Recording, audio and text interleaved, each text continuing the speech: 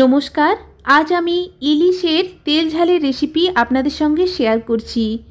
আমার সবথেকে পছন্দের মাছ ইলিশ। কিছুদিন আগে এই ভিডিও শ্যুট করেছিলাম, একদম প্রায় ভুলে গিয়েছিলাম, হঠাৎই চোখে পড়ল, তারই ভিডিও আপনাদের সঙ্গে শেয়ার করছি। প্রথমেই পরিষ্কার জলে মাছ ধুয়ে নিয়ে পরিমাণ মতো লবণ হলুদ মাখিয়ে আধ ঘন্টা রেখে দিয়েছিলাম।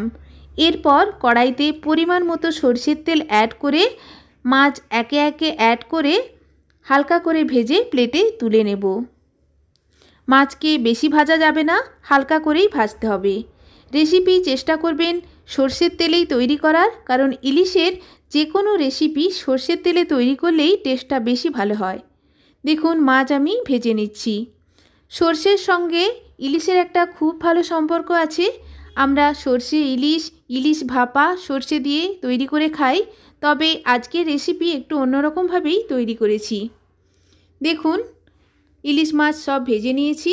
অপরদিকে শিলে নিয়ে নিয়েছি প্রায় 1 চামচ মতো গোটা জিরে ও হাফ চামচ মতো সাদা সরষে। সামান্য একটু লবণ কাঁচা লঙ্কা অ্যাড করে বেটে নিচ্ছি। দেখুন শিলে বেটে নিয়েছি মশলা। এরপর মাছ ভাজার অবশিষ্ট তেলে হাফ চামচ মতো কালো জিরে ফোড়ন দিয়ে ফোড়ন থেকে সুন্দর গন্ধ বেরিয়ে এলে দিয়ে দিচ্ছি বেটে রাখা মশলা ও মশলার বাটি ধোয়া জল। পরিমাণ মতো হলুদ অ্যাড করে খুব ভালো করে মশলাকে কষিয়ে নেব। এই রকম বাটা মশলার কিন্তু স্বাদটা অন্যরকমই হয়। শিলে বাটা মশলা রান্নায় একটা অন্য মাত্রাই আনে। আপনারা চাইলে মিক্সার গ্রাইন্ডারেও বেটে অ্যাড করতে পারেন। দেখুন মশলা থেকে তেল ছেড়ে এসছে, মশলা খুব ভালো করে কষানো হয়ে গেছে। এরপর আমি অ্যাড করে দেব 1 বাটি মতো জল। গরম গরম সাদা ভাতের সঙ্গে এইভাবে রেসিপি তৈরি করে সার্ভ করুন। ইলিশের তেল ঝাল খেতে অসাধারণ লাগে। আমি 1 বাটি মতো জল অ্যাড করে দিয়েছি।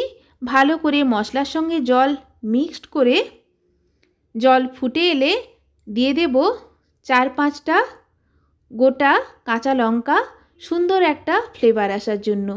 এরপর দিয়ে দিচ্ছি একে একে ভেজে রাখা মাছ। মাছ দেওয়ার পর ভালো করে মিক্সড করে মিনিট 2 ফুটিয়ে নেব।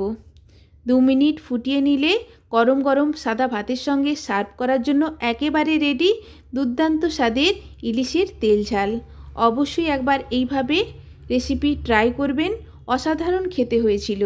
কালো জিরে ফোড়ন, গোটা জিরে ও সর্ষের ফ্লেভারে এইরকম ইলিশ মাছের তেল ঝালের স্বাদ কিন্তু অপূর্ব হয়। কাঁচা লঙ্কার ফ্লেভারটাও দুর্দান্ত লাগে। এই ইলিশের তেল ঝালে অবশ্যই অ্যাড করবেন কাঁচা লঙ্কা। Recipe ready. ধন্যবাদ।